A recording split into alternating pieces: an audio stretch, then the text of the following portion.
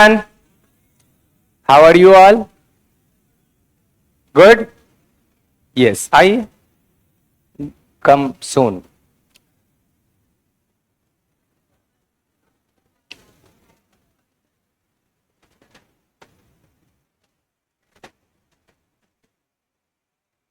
Boys will come this side.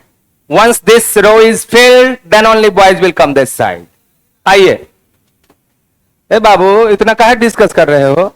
कितना सुंदर चंदन लगाए हो, बाबा के भक्त हो, अब भोरे भोरे गर्दा बात कर रहे हो। आइए। देखिए तो ये यहां सुंदर है कि वहां सुंदर है? गलत बात है ये। नहीं नहीं, नाम यहां कुछ नहीं। अभी वो बोले कि आप इधर आ जाइए तो इधर आ जाते हैं। नाम लेना देना का कोई बात ही नहीं हुआ। कौन लिया है आपका नाम, बताइए? नहीं मार रहा था?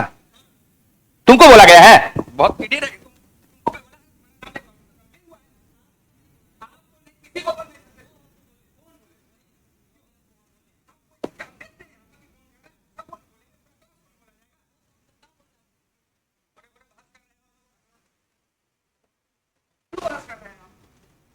हमारे अच्छे के लिए कोई वो कर रहे नहीं कर रहे, हम कर रहे अपने के लिए कर, भले के लिए कर।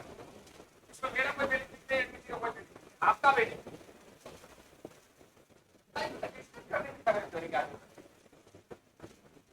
इतना सुंदर आप काम कर रहे हैं, काम करके ना बैठना उठना हो कहीं पर बैठ के काम से जाओ। अब तो देखते हैं खिड़की पर बैठ के विद्यार्थी लिखता है। अरे राहुल जी केमिस्ट्री वाले का बच्चा इतना पढ़ जाता है कि कहाँ बैठेगा, तो कहीं पर बैठे, क्योंकि उसको पढ़ना है। कहते हैं टीचर जाओ यहाँ पे देख लीजिए और खिड़की पर बैठ।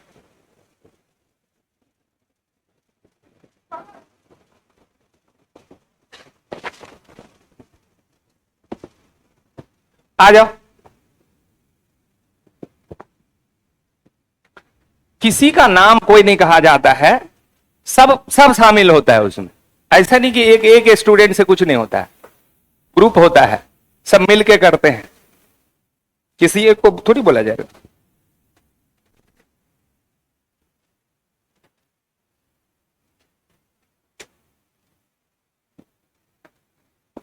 चलिए, let us come to the topic. हम लोग लास्ट में कौन सा प्रोनाउन पर बात कर रहे थे? रेसिप्रोकल में दो ही एग्जाम्पल आया था ना, each other and one N other.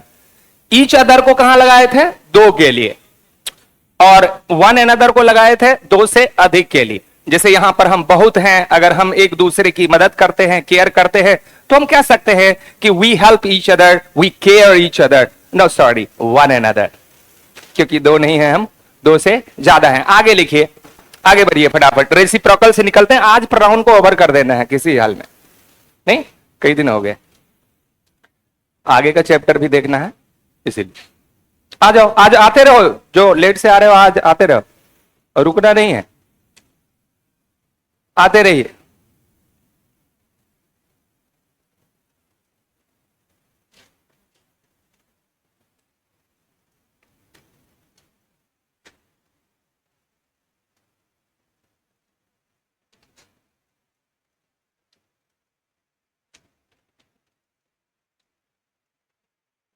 आइए आइए फटाफट आइए।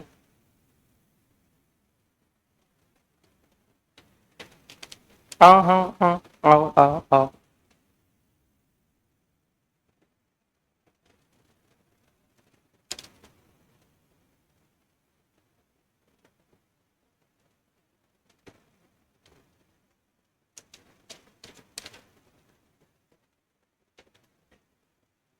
चलिए, आज हमारा होगा इनडेफिनिट प्रोनाउन। ऊपर में हेडिंग बना देते हैं, इनडेफिनिट प्रोनाउन। आइए आइए, आते रहिए। Indefinite, indefinite pronounce.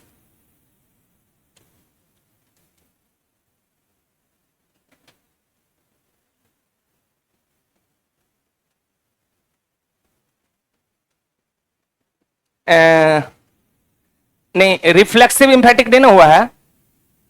पहले रिफ्लेक्सिव कर लेते हैं, फिर इंडेफिनिट करेंगे, छूट जाएगा। बाबू, पहले इंडेफिनिट से पहले रिफ्लेक्सिव करते हैं। रिफ्लेक्सिव और इंफेटिक को एक बार थोड़ा सा बताते हैं, फिर रूल बताते हैं। बताए थे कि जितना सेल्फ और सेल्व्स वाला है, जैसे आई का माई सेल्फ, वी का आवर सेल्व्स, यू का योर सेल्फ और योर सेल्फ दोनों, himself, her self, it self और देम सेल्फ्स, देम सेल्फ नहीं, देम सेल्फ्स। इसको रिफ्लेक्सिव और इंफेटिक दोनों कहते हैं। तो कब रिफ्लेक्सिव होता है और कब इंफेटिक बताए थे आपको, कि जब कर्ता कोई काम करता है और उसका प्रभाव उसी पे आ गया तो रिफ्लेक्सिव है। जैसे I slapped myself, I blamed myself, I hurt myself, I told myself, मैंने अपने आप से कहा, मैंने खुद से कहा, मैंने खुद को कष्ट पहुंचाया। नहीं, she ruined, she spoiled her life herself, उसने खुद अपना जीवन बर्बाद कर लिया। इसका मतलब कि जो एजेंट होता है वो आप होते हैं और एजेंट जो भी करता है उसका प्रभाव भी आप ही को मिलता है। That is reflexive. इंफेटिक में क्या होता है, इंफेटिक में हम सब्जेक्ट पे, आई मीन नाउन प्रोनाउन पे जोर देने के लिए यूज करते हैं। जैसे हम कहते हैं ही हिमसेल्फ सेड दिस, वह खुद ऐसा बोला था, तो ही हिमसेल्फ मतलब यहां वह खुद या वह स्वयं, या आई माई सेल्फ, या यू योर सेल्फ, या सी हर सेल्फ, या दे देम सेल्फ। तो आप देखोगे क्या, he she it I we you के बाद तुरंत जब इस सेल्फ वाले का प्रयोग हो जाए तो मोस्टली ये इंफेटिक हो जाता है ना? कहते ना ही हिमसेल्फ अरेंज्ड एवरीथिंग। अच्छा, वो तो खुद सब कुछ अरेंज कर लिया।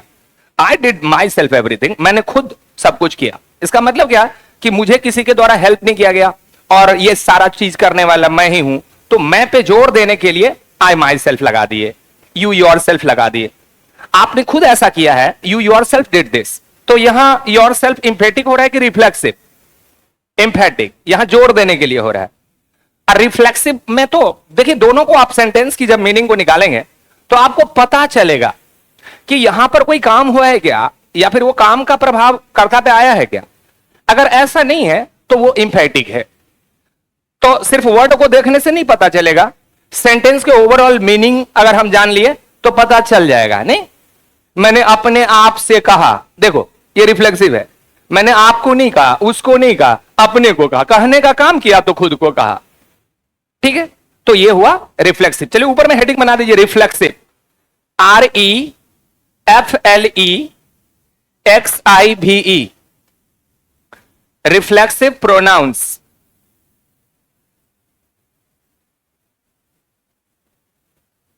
रूल नंबर 1,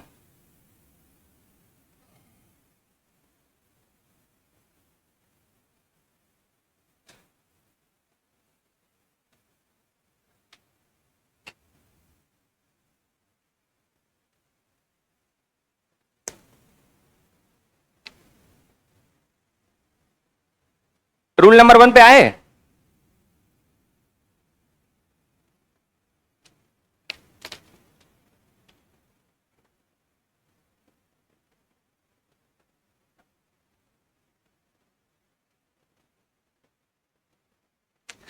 लिखिए, यदि किसी सेंटेंस में, यदि किसी सेंटेंस के, यदि किसी सेंटेंस के वर्ब का सब्जेक्ट, वर्ब का सब्जेक्ट तथा ऑब्जेक्ट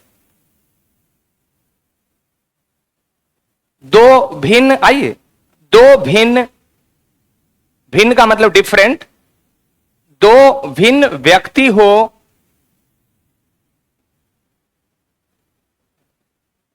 तो रिफ्लेक्सिव प्रोनाउंस का प्रयोग, रिफ्लेक्सिव प्रोनाउन का प्रयोग, रिफ्लेक्सिव प्रोनाउन का प्रयोग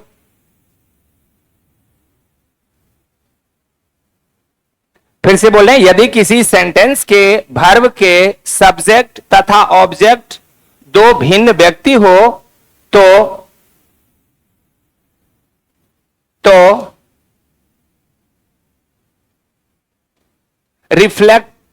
रिफ्लेक्सिव प्रोनाउन का प्रयोग नहीं होता है। रिफ्लेक्सिव प्रोनाउंस का प्रयोग, रिफ्लेक्सिव प्रोनाउन का प्रयोग नहीं होता है। इस वर्ब का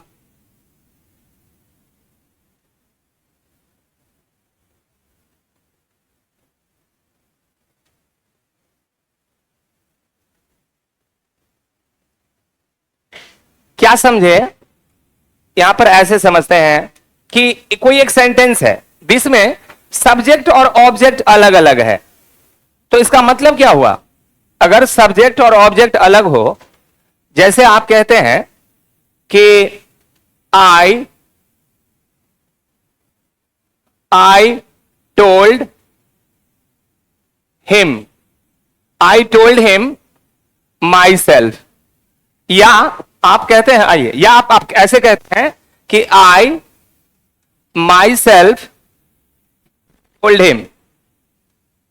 आप देखो कि कहने वाला आई सब्जेक्ट, आई है फर्स्ट पर्सन, अच्छा जिसको कहा गया वो हिम है थर्ड पर्सन।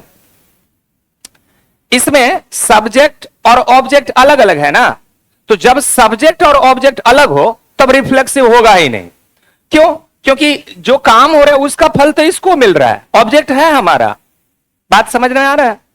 तो जिसमें रिफ्लेक्सिव होगा उसमें सब्जेक्ट और ऑब्जेक्ट एक ही होगा, क्योंकि सब्जेक्ट काम करेगा, ऑब्जेक्ट एक्शन रिसीव करेगा, तो एक्शन रिसीव तो करता ही करता है, क्योंकि तो उसमें दूसरा ऑब्जेक्ट होगा ही नहीं।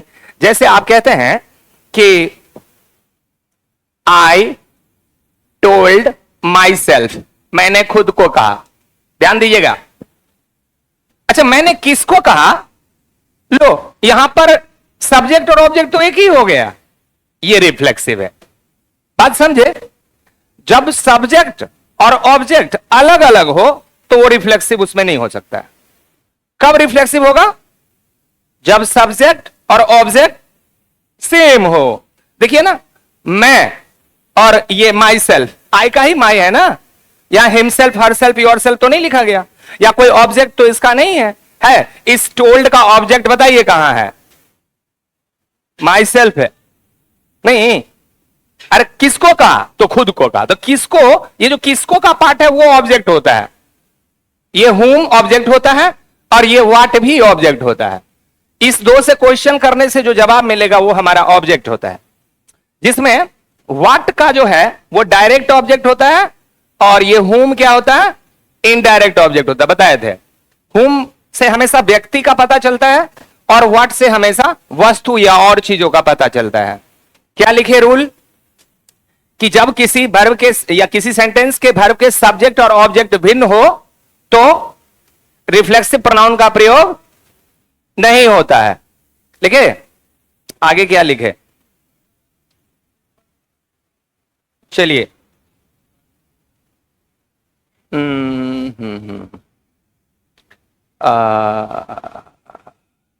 टू डिफरेंट हो तो रिफ्लेक्सिव प्रोनाउन का प्रयोग नहीं होता है। अच्छा, कब होता है? आगे में लिख दीजिए, बल्कि रिफ्लेक्सिव प्रोनाउन का नहीं होता है, यहां तक लिख दिए। आगे अब बताना है कि कब होगा, बल्कि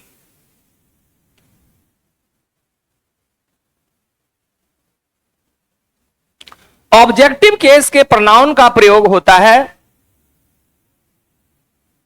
बल्कि ऑब्जेक्टिव केस के प्रोनाउन का प्रयोग होता है।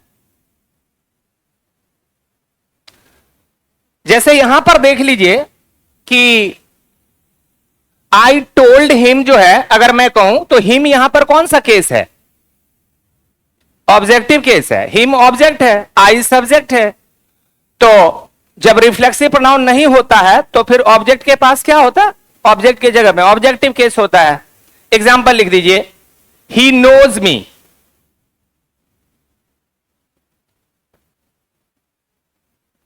He knows me.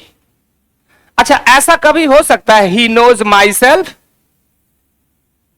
He knows, वह जानता है, माई सेल्फ कभी नहीं होगा, ये सेंटेंस ही गलत है। ही नोज माई सेल्फ,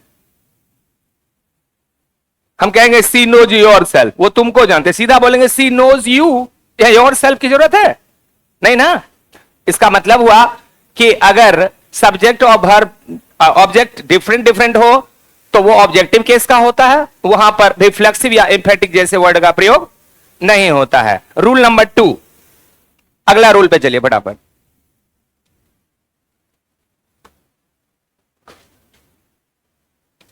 लिखिए एंजॉय, ENJOY, एंजॉय। बहुत सारे वर्ब हैं, कॉमा दे देकर लिखे। Enjoy, comma, pride, PRIDE, pride, comma absent, comma present, comma introduce, INTRODUCE, introduce, comma busy, BUSY, फटाफट, avail, AVAIL, avail, comma address, ADDRESS, address,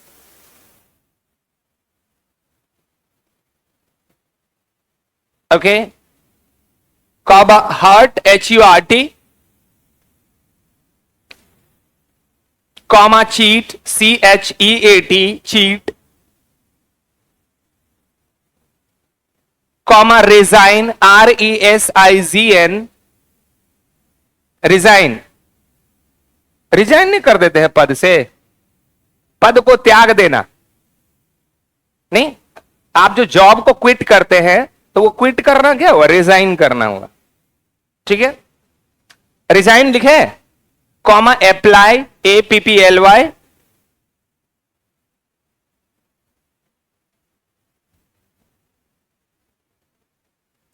के बाद, वर्ब्स के बाद, ये जो वर्ब है वर्ब्स के बाद रिफ्लेक्सिव प्रोनाउन का प्रयोग, वर्ब के बाद रिफ्लेक्सिव प्रोनाउन का प्रयोग निश्चित रूप से होता है।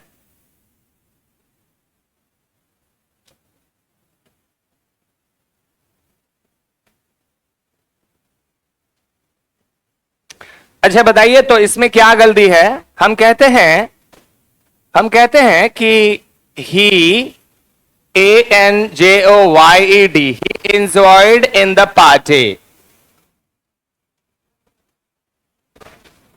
हाँ,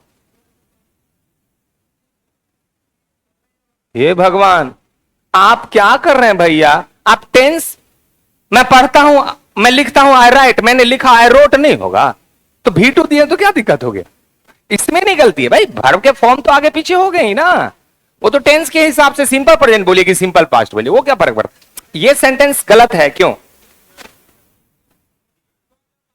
नहीं आप बोल रहे हैं नहीं।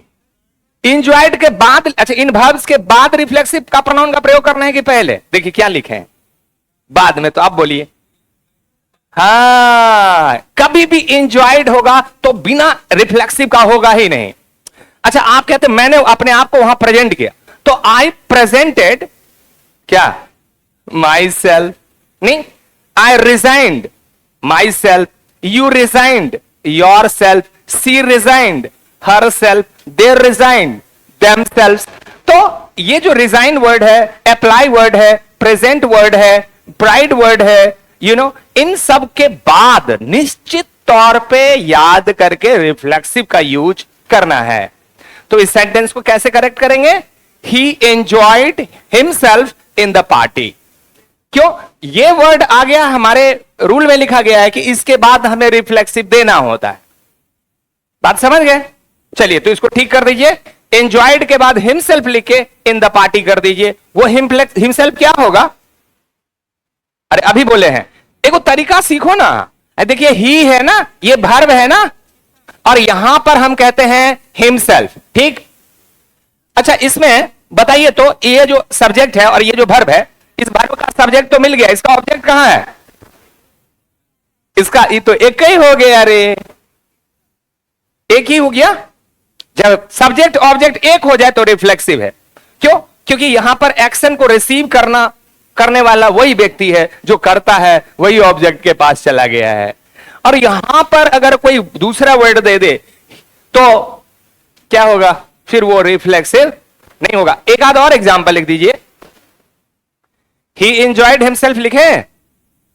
अच्छा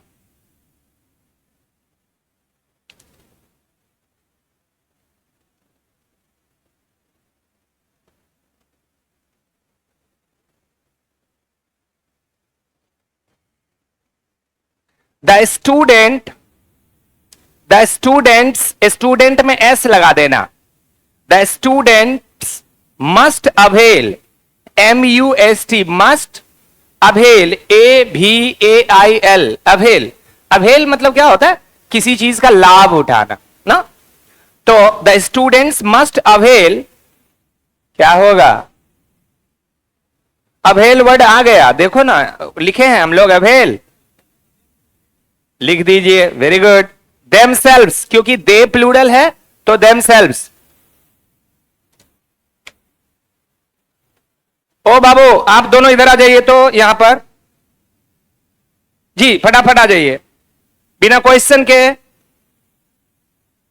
आगे आगे, come in front. Yes, that's good boys. आओ जाइए। आपके लिए हम पंखा लाइट क्या क्या लगवाए यार, आप कोना में नोना कर रहे हैं जी। चेयर दे दें रखने के लिए? दे दीजिए, ले लीजिए जी।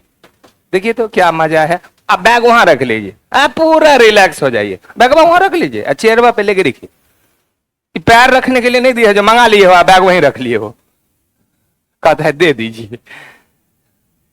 चलिए आगे बढ़ते हैं, नेक्स्ट रूल की तरफ चलते हैं। 2 एग्जाम्पल हो गए ना इसमें। इसमें क्या लिखे? The students must avail themselves. अच्छा, उसके बाद देमसेल्व्स ऑफ देयर अपॉर्चुनिटी, अपने अवसर को, ऑफ देयर, देखो पीछे में था ना, इसीलिए कोई शब्द नहीं लिखा, लिखिए। अच्छा कोई बात नहीं, कोई बात नहीं। तुम तो रूल ही नहीं लिखे तो एग्जाम्पल क्या लिखोगे? अगला रूल लिखना, the students must avail themselves of their opportunity. तो विद्यार्थी को अपने अवसर का लाभ निश्चित तौर पे स्वयं या खुद उठाना चाहिए। आगे बढ़ जाते हैं, रूल नंबर नेक्स्ट। अच्छा, यहां पर एक नोट बना दीजिए, NOTE, नीचे में नोट। खास बात हम नोट में लिख देते हैं, और अब बाद स्वरूप अगर कुछ हो तो भी हम नोट में लिख देते हैं, तो याद रहता है। लिख दीजिए, नोट 1 बनाइए। पहला नोट, नोट 2-3 को होना है। नोट 1 किए, लिखिए, लेकिन open, OPEN, open, comma sell, SELL, comma wash, WASH, comma dress, DRESS, comma undress, UNDRESS, comma shave, SHAVE, shave, comma concentrate, CONCENTRATE, concentrate, comma feel, FEEL, feel, comma hurry, HURRY, hurry. लिख दिए? के बाद एक dash दे दीजिए। आगे लिख दीजिए, verbs के बाद, वर्ब्स के बाद रिफ्लेक्सिव प्रोनाउंस का प्रयोग नहीं होता है। वर्ब्स के बाद रिफ्लेक्सिव प्रोनाउंस का प्रयोग नहीं होता है।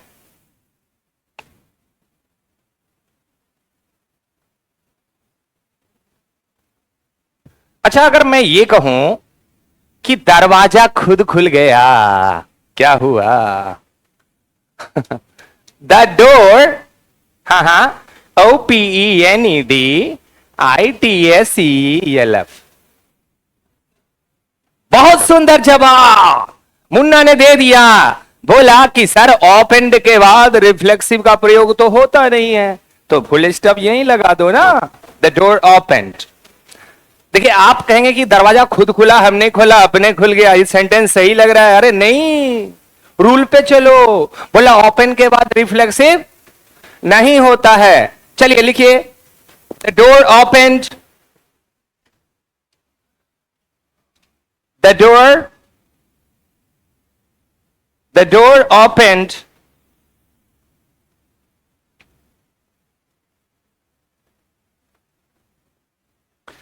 अच्छा, मान लीजिए कि आप रविवार को सेव करते हैं, आप क्या लिखोगे?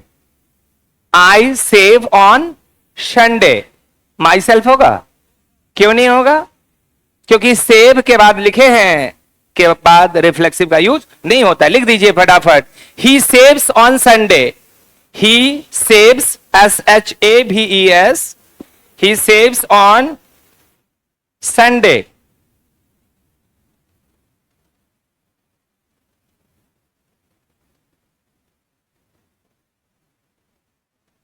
Written.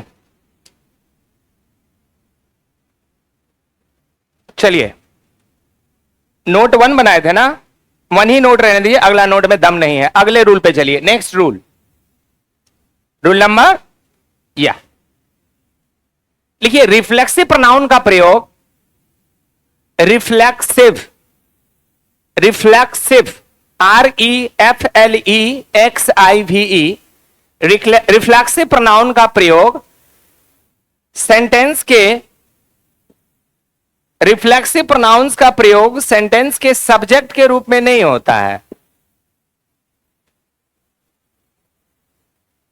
रिफ्लेक्सिव प्रोनाउन का प्रयोग सेंटेंस के सब्जेक्ट के रूप में नहीं होता है।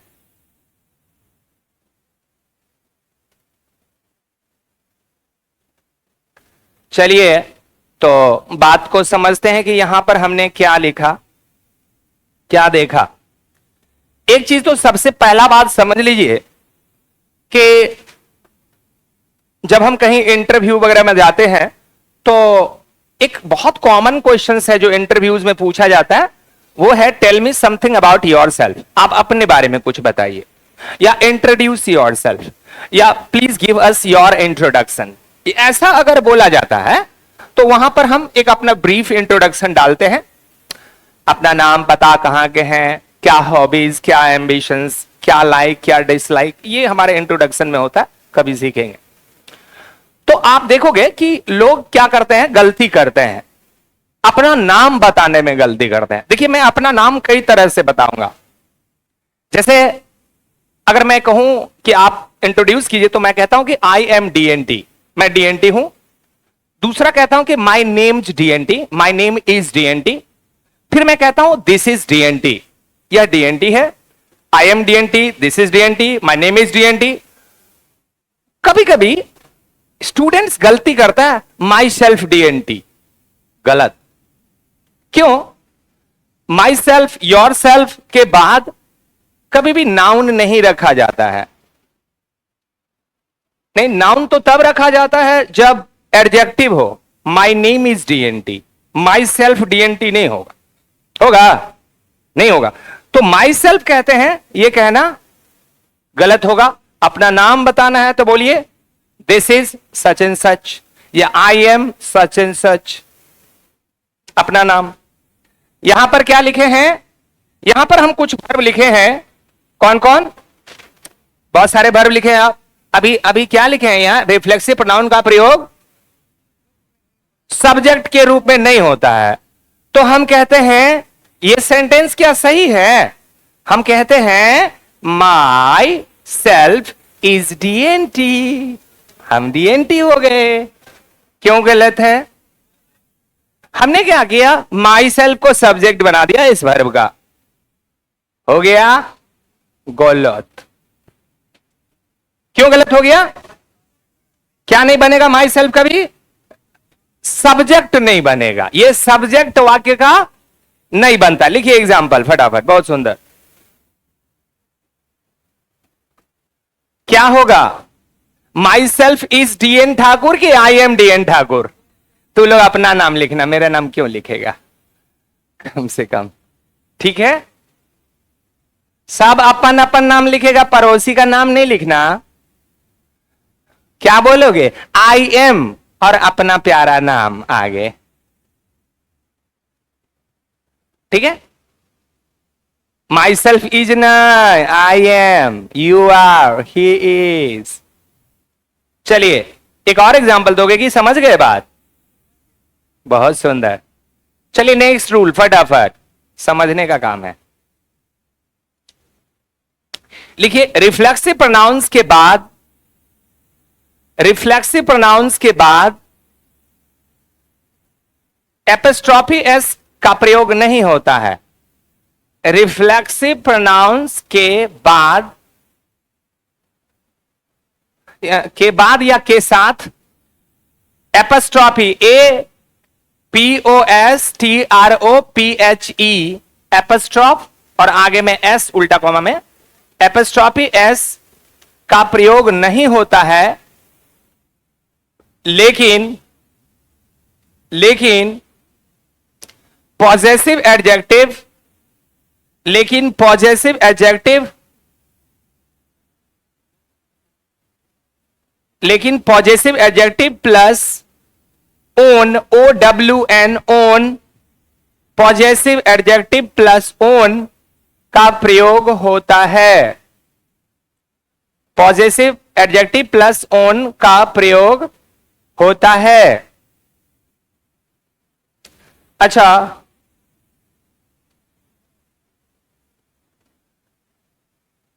हम कहते हैं कि ही सोल्ड, उसने बेच दिया, हा, ही सोल्ड। अच्छा, यहां कहते हैं हिमसेल्फ, और इसमें एपस्ट्रॉफी एस लगा देते हैं, he told himself, he sold himself car. अभी अभी रूल ने यह बताया कि इसमें एपस्ट्रॉफी एस नहीं लगता है, तो ऐसे केस में हमें क्या बोला करने के लिए, तो पॉजेसिव एडजेक्टिव प्लस ओन। तो आप ऐसे कह सकते हैं कि ही sold his, possessive adjective own car. अब हो गया कि उसने अपने खुद की कार को बेच दिया, तो यहां खुद जो बताना था उसके लिए इसका यूज कहा कि नहीं होता है, क्योंकि रिफ्लेक्सिव में पॉजेसिव केस नहीं लगता है। तो दिस इज द, कहा गया this is the correct one and this one is wrong one. बात समझे कि ये जो हिमसेल्फ में एस लगा है ये नहीं लगता है, रिफ्लेक्सिव में एपस्ट्रॉफी एस नहीं लगता है। अगर मान लीजिए ये बताना है तो बताने के लिए कह रहा है कि पॉजेसिव एडजेक्टिव में ओन लगा दो, इसका काम कर गया। बात समझे, यहां हिमसेल्फ के मीनिंग में क्या हो गया, हिज ओन, हर ओन, नहीं, my own, your own, their own, खुद के। जिसे कहते हैं ना I have sold my own car, इसका मतलब क्या हो गया कि मैंने अपने खुद के कार को बेच दिया। तो यहां खुद वाला सेंस क्या ला रहा है, माई ओन, यहां माई सेल्फ कहना गलत हो जाएगा। चलिए, बहुत सुंदर, रूल समझ में आया। एक और एग्जाम्पल दे दीजिए। ऐसा होगा, I have painted my self room, ये सेंटेंस, आई हैव पेंटेड, अच्छा, माई सेल्फ में रूम लगा देते हैं, I have painted my self room, मैंने खुद के कमरे को पेंट किया है। तो इसको सही कर दीजिए, वो हिज मतलब पॉजेसिव, आई का पॉजेसिव क्या होता है, माई। वो ये जो था ना, ये ही का हिज था, लेकिन आई का तो माई होता है, तो यहां माई में ऑन लगेगा, तो क्या होगा, आई हैव पेंटेड, हाँ, माई ओन रूम, इसका मतलब हुआ मैंने अपने खुद के रूम को पेंट किया ना। यहां पर है ना, खुद का रूम मतलब क्या, मेरा रूम। खुद का कार का मतलब क्या, कि मेरा कार मैंने बेचा, मेरा रूम जिसको मैंने पेंट किया। ठीक है, चलिए रूल नंबर नेक्स्ट की तरफ बढ़ जाइए फटाफट।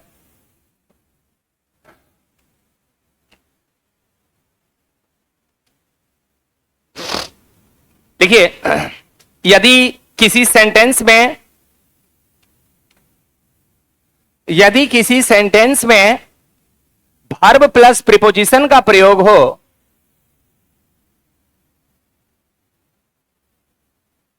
लिखिए, यदि किसी सेंटेंस में वर्ब प्लस प्रीपोजिशन का प्रयोग हो तथा वर्ब का सब्जेक्ट और प्रीपोजिशन का ऑब्जेक्ट तथा वर्ब का सब्जेक्ट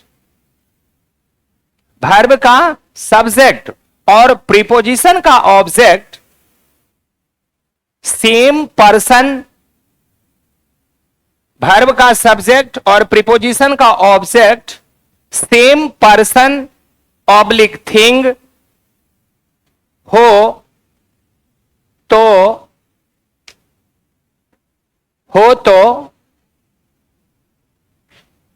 प्रीपोजिशन के बाद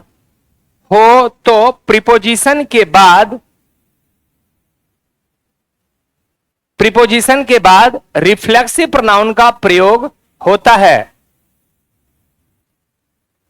फिर से यहां रिपीट कर देते हैं, देखिए गौर से समझिए। यदि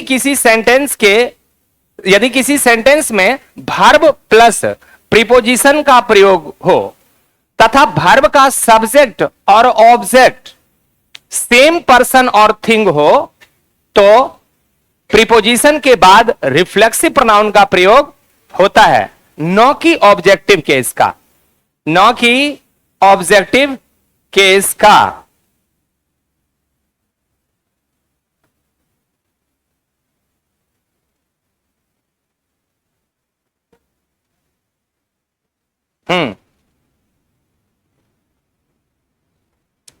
एग्जाम्पल लिखिए। अच्छा, एक इनकरेक्ट सेंटेंस देते हैं, रूल के हिसाब से उसको करेक्ट करिएगा, ठीक है। अभी जो रूल लिखे हैं वो रूल उसको करेक्ट कर देगा। इनकरेक्ट सेंटेंस दे रहे हैं, लिखिए माई मदर मस्ट लुक आफ्टर हर। माई मदर मस्ट लुक आफ्टर हर। यही ना बोले, क्या बोले कि माई मदर मस्ट लुक आफ्टर, अच्छा हर। ध्यान दीजिएगा कि ये यहां पर मस्ट वर्ब है हमारा, हाँ मस्ट मॉडल वर्ब है, ये लुक मेन वर्ब है, ये वर्ब वाला पार्ट हो गया, ये हेल्पिंग वर्ब है और ये मेन वर्ब। सबसे पहले हम पता करते हैं कि हमारा जो वर्ब है उसका सब्जेक्ट क्या है, माई मदर, और उसका ऑब्जेक्ट क्या है, हर। अभी क्या लिखे हैं कि किसी भी सेंटेंस के वर्ब का सब्जेक्ट और ऑब्जेक्ट अगर एक ही हो तो इन प्रीपोजिशन के बाद ऑब्जेक्टिव केस का यूज नहीं होता है, रिफ्लेक्सिव केस का यूज होता है। तो my mother must look after herself. अच्छा, हर सेल्फ होगा कि हर होगा? I must take care me कि I must take care myself? Me नहीं होगा, यहां पर कह रहा है ऑब्जेक्टिव केस का प्रयोग नहीं होगा, रिफ्लेक्सिव केस का प्रयोग होगा। सेंटेंस को सही कर दीजिए, माई मदर मस्ट लुक आफ्टर हर होगा कि हर सेल्फ होगा? Go that, my mother must look after her self.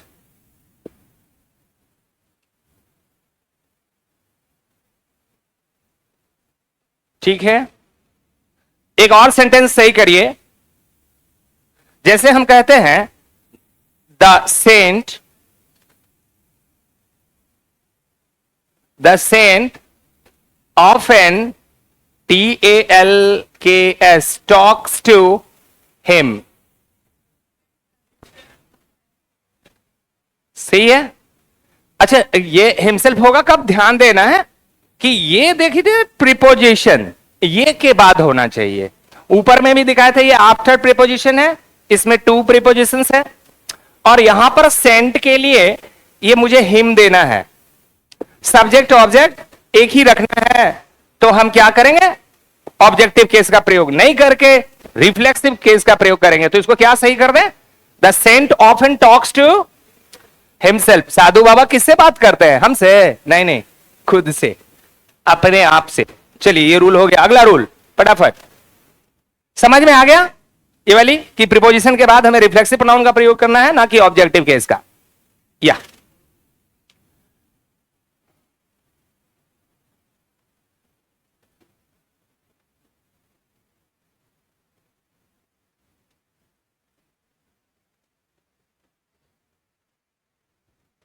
आगे बने।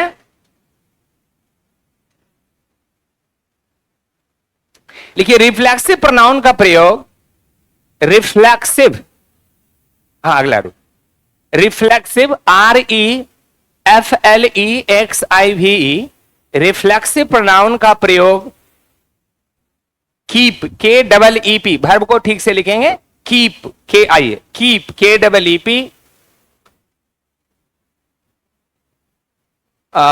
नेक्स्ट है कॉन्सील CONCEAL, कॉन्सील छिपाना, हाइड करना। अच्छा, comma qualify QUALIFY, comma spread SPREAD, spread, comma rest, comma stay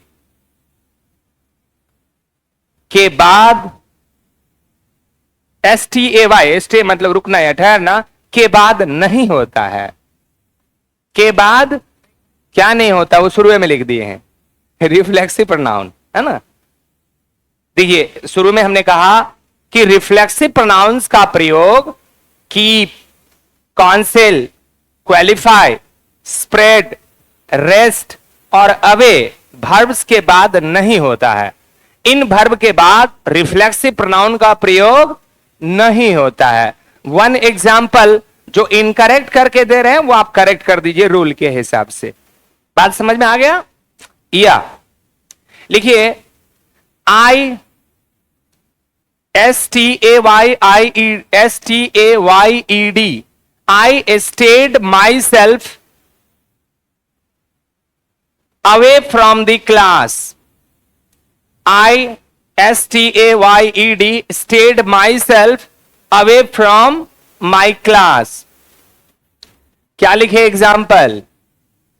I STAYED, ये लिखे है ना, I stayed myself,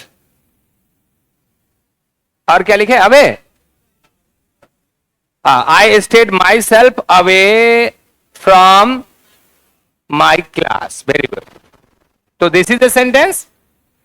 अभी हमने एक वर्ब लिखा है ना, ये वाली, के बाद होगा। इस सेंटेंस को करेक्ट करेंगे तो क्या करेंगे? कुछ नहीं करेंगे, माई सेल्फ को वहां से हटा लेंगे, जरूरत ही नहीं है। I stayed away from my class, मैं अपने क्लास से अपने को दूर रखा। ये सेंस आ गया। यहां पर खुद को अपने क्लास से दूर रखने का यहां रिफ्लेक्सिव का प्रयोग नहीं होता है। हमें ध्यान देना है इन वर्ब्स को कि जिसके बाद होना है और जिसके बाद नहीं होना है। नहीं, जैसे वो एक लिस्ट लिखे थे, याद है? प्रेजेंट, एब्सेंट, प्राइड, इंट्रोड्यूस, वहां पर निश्चित तौर पर रिफ्लेक्सिव होगा। I introduced myself, she presented herself, वहां पर होगा नहीं, लेकिन यहां पर नहीं होगा। चलिए एक और एग्जाम्पल लिख दीजिए फटाफट। One more example. Hello hello लिखो। She kept away, KEPT, kept away, she kept away from the show, she kept away from the show, सही सेंटेंस है। अच्छा, उस सेंटेंस को गलत नहीं लिख देना, सही कर लेना, माई सेल्फ हटा लेना। अब करेक्ट करके ही दे रहे हैं सेंटेंस। अगला सेंटेंस लिख दीजिए, she kept away from the show. इसका मतलब है कि वो शो से अपने को दूर रखे, वो शो में नहीं प्रेजेंट हुई। चलिए रिफ्लेक्सिव को यहां पर छोड़ देते हैं, आगे बढ़ जाते हैं। काफी हो गया रूल रिफ्लेक्सिव के लिए।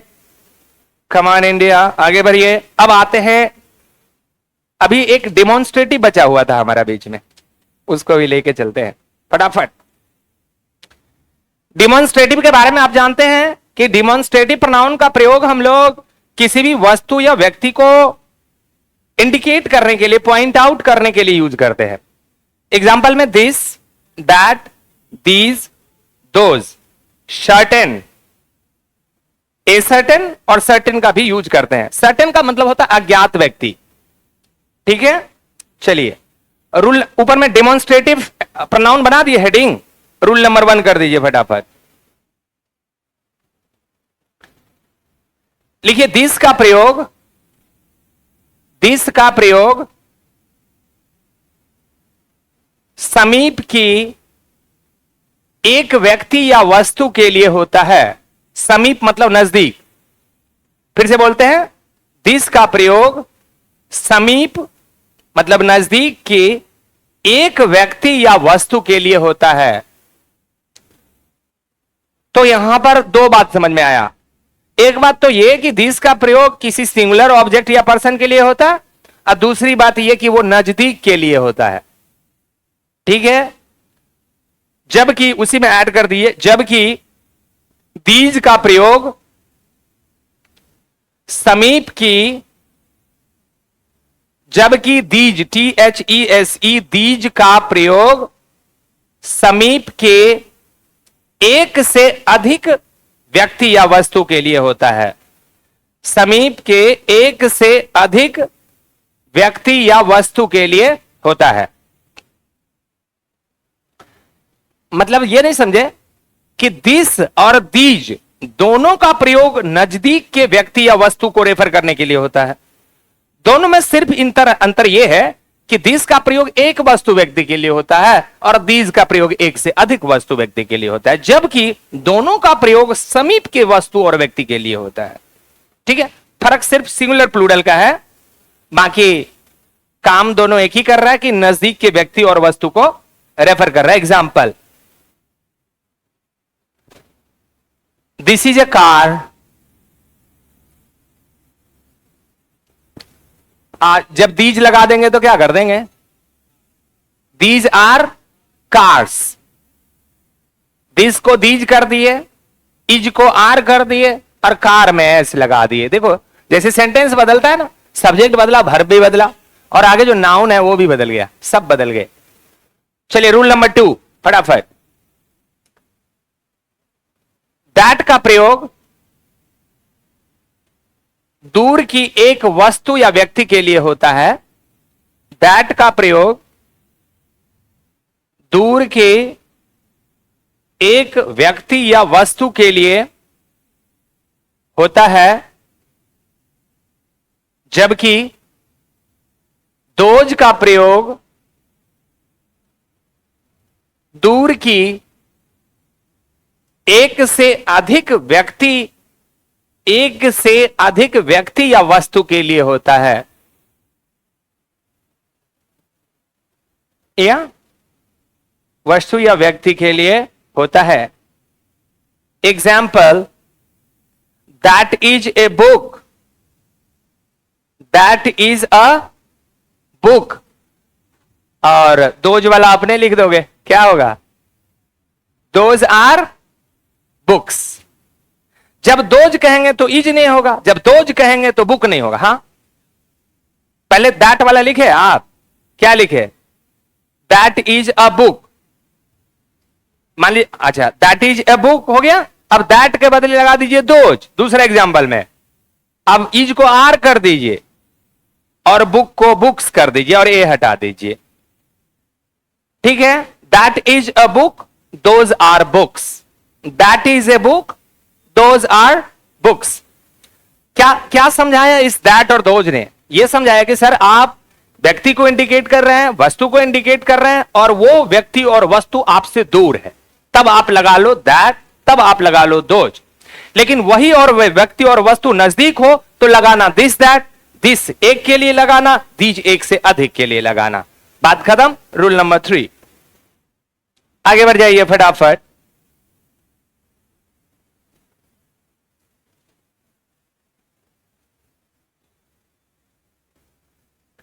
लिखिए, सच का प्रयोग SUCH, सच का प्रयोग डेमोन्स्ट्रेटिव प्रोनाउन के रूप में सिंगुलर और प्लूरल दोनों ही सेंस में होता है। सच का प्रयोग डेमोन्स्ट्रेटिव प्रोनाउन के रूप में सिंगुलर और प्लूरल दोनों ही सेंस में होता है। एनी दिक्कत? लिखिए example, such is your mistake. such is your mistake that nobody can forgive you. Such is your mistake that nobody can forgive you. यहां पर सच को सिंगुलर बनाया गया है कि प्लूरल? सिंगुलर, क्योंकि इज हमेशा सिंगुलर वाले में लगता है। चलिए एक और एग्जांपल लिख दीजिए, वन मोर एग्जांपल।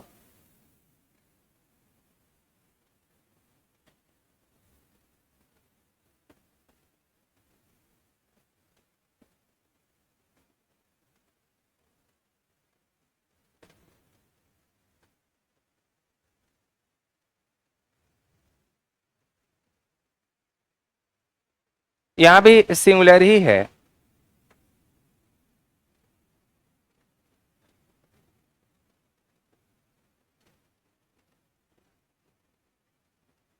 एक नोट बनाइए नीचे, NOTE, नोट। सच का प्रयोग नाउन के पहले होता है, सच का प्रयोग नाउन के पहले होता है तो वह डेमोन्स्ट्रेटिव एडजेक्टिव कहलाता है। सच का प्रयोग अगर नाउन के पहले होता है तो वह डेमोन्स्ट्रेटिव एडजेक्टिव कहलाता है। ठीक है ना? जैसे कहते हैं ना, I don't like such behaviour, तो सच के बाद बिहेवियर आ गया तो एडजेक्टिव हो गया। I don't like such people, मुझे ऐसे लोग अच्छे नहीं लगते, तो सच के बाद आ गया पीपल, ये एडजेक्टिव हो गया ना। Such students are very bad, इस तरह के विद्यार्थी बहुत खराब होते हैं, तो सच के बाद स्टूडेंट्स लगा दिया तो एडजेक्टिव हो गया। कभी भी आगे बढ़ जाइए, rule number next. The same का प्रयोग, द सेम का प्रयोग सामान्यतः डेमोन्स्ट्रेटिव एडजेक्टिव के रूप में होता है।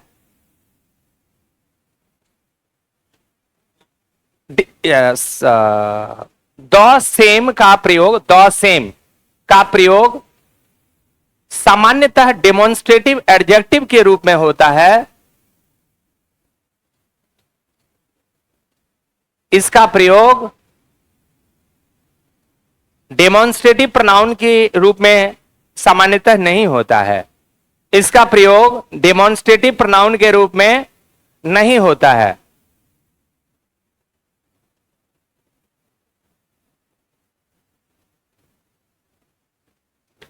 जैसे हम कहते हैं ना, अरे this is the same book that I bought yesterday, ये वही किताब है जो कल मैंने खरीदा है। तो आप देखोगे this is the same book, ये बुक आगे आ गया, ये एडजेक्टिव हो गया।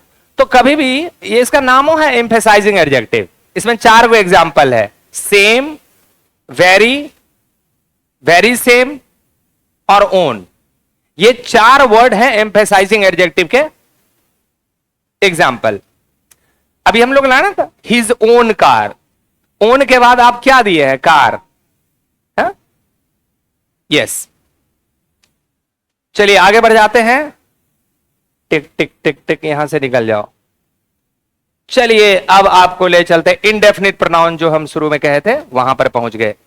इनडेफिनिट प्रोनाउन, आई एन हेडिंग है, ये हमारा एक टाइप है प्रोनाउन का जिसके यूजेस आप जानने वाले हैं। INDEFINITE, indefinite pronouns।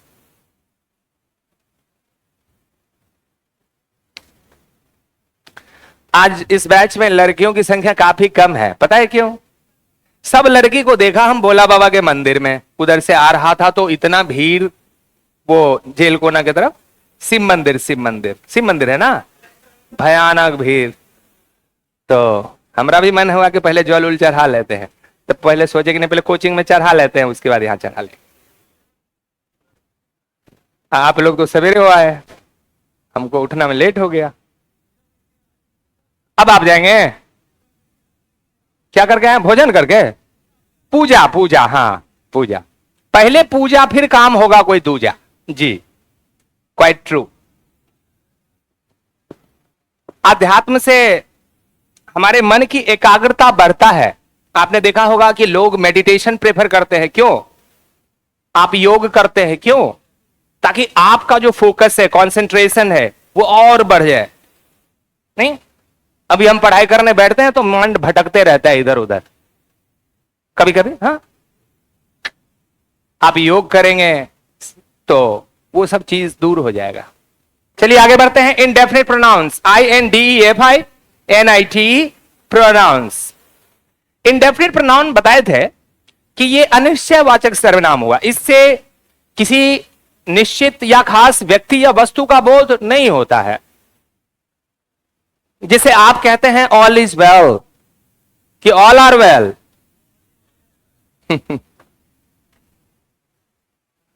All is well कि ऑल आर वेल?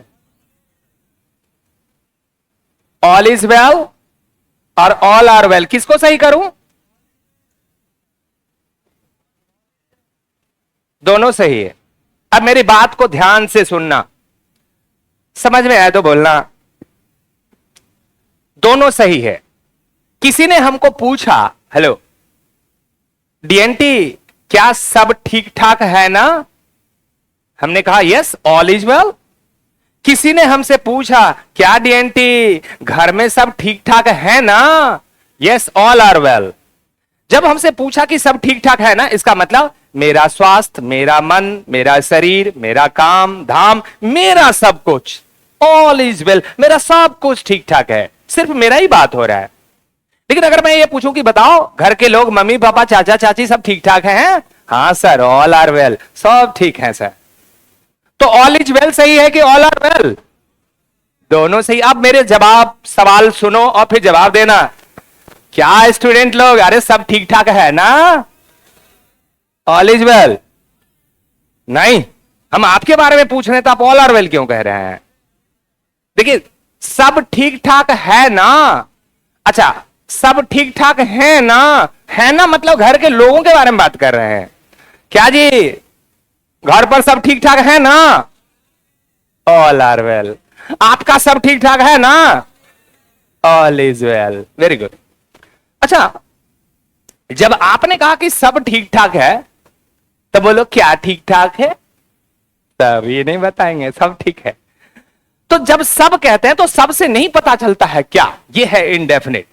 आप कहते हैं सर आपको पता है कुछ बीमार है, some are ill, some are इल।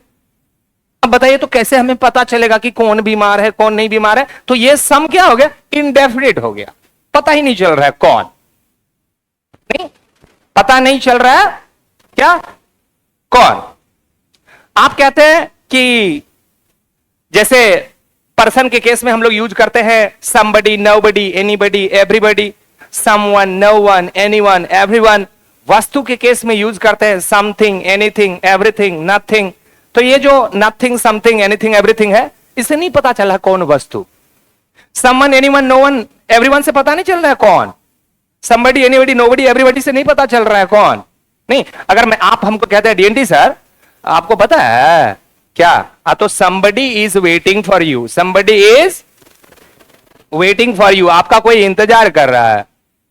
अब बताओ मैं कभी समझ पाऊंगा कि ये somebody कौन है? कभी नहीं।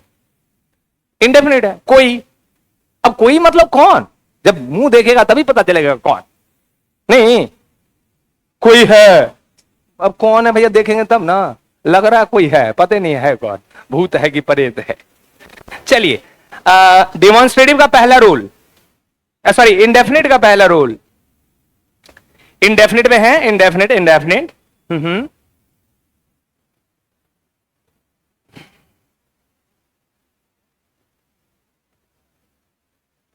चलिए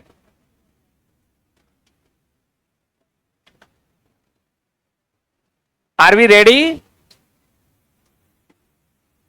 लिखिए एवरीबॉडी कॉमा दे देकर, somebody, anybody, nobody, comma everyone, someone, anyone। अच्छा धीरे धीरे बोले।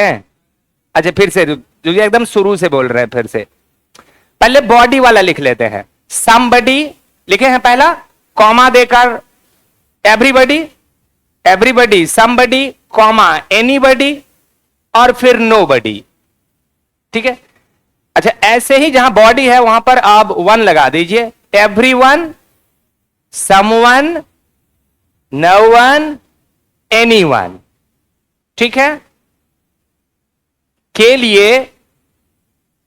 लिए सिंगुलर प्रोनाउंस, के लिए सिंगुलर प्रोनाउंस डैश देकर दे, कॉमा देम,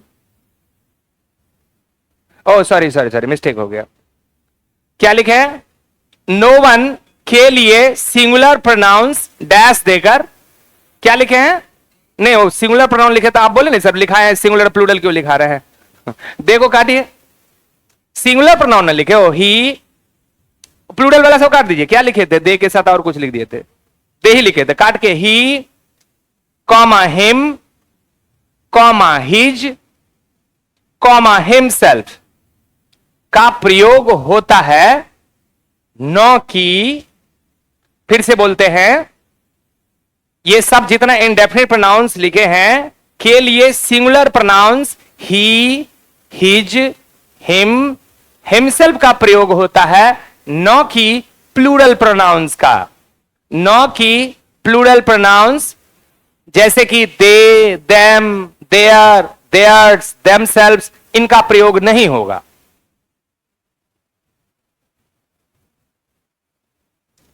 अच्छा,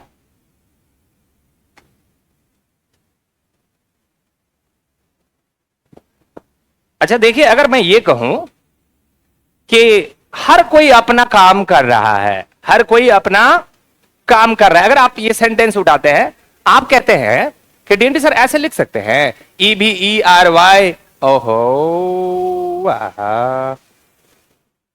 आप ऐसा लिख सकते हैं कि एवरीबॉडी इज डूइंग, डूइंग यहां पर हम कहते हैं हर, यहां पर लगा दिए देयर,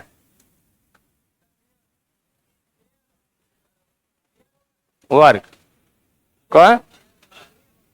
अभी ये लिखा है, अभी आप क्या लिखे हैं कि एवरीबॉडी के साथ ये सबसे पहले तो प्लूरल होगा, नहीं काट दिए, और सिंगुलरों में भी बोले थे ना कि बहुत ऐसा ग्रामर का रूल बताएंगे जहां पर आपको पता चलेगा यार ये रूल सब तो मेल के हिसाब से बनाया गया है। अच्छा, एवरीबॉडी में तो सब आ गया, महिला पुरुष सब, लेकिन कह रहा है इसके लिए कभी भी हर नहीं होगा, हर सेल्फ नहीं होगा, हिज ही होगा, हिम ही होगा, ही होगा, हिमसेल्फ होगा, ही का जात वाला होगा, दूसरा कोई नहीं। सर ही तो पुरुष होता है और एवरीबॉडी तो सब आ गया, नहीं रे, मेल डोमिनेटेड सोसाइटी। तो यहां पर क्या होगा? ना हर होगा ना देयर होगा, दोनों गलती होगा। क्या सही है? एवरीबॉडी के साथ हिज होगा। अच्छा, अब आप ये कहते हैं कि someone is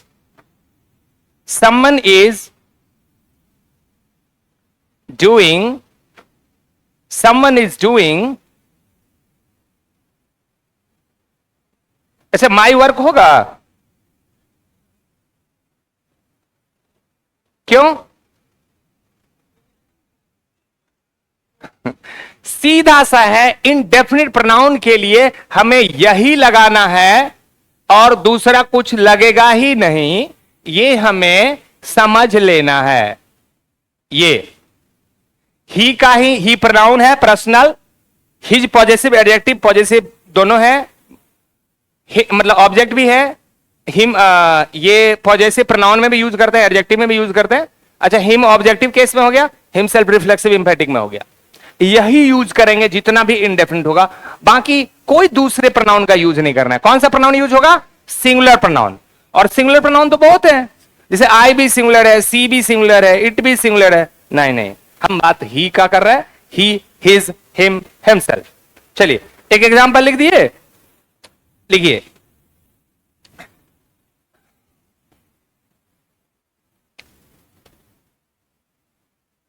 हाँ सर, हाँ वही जो ऊपर में लिख दिए। He is doing my work, he is doing your work. वहां पर प्रोनाउन है, सब्जेक्ट को चेंज कर देंगे ना, वहां इंडेफिनिट जो है हटा के डेफिनिट कर दिए ना, वहां पर ही लगा दिए, कुआ मेरा काम कर रहा है। ठीक है, चलिए आगे बढ़ते हैं। इसमें क्या एग्जाम्पल लिखे? हम्म,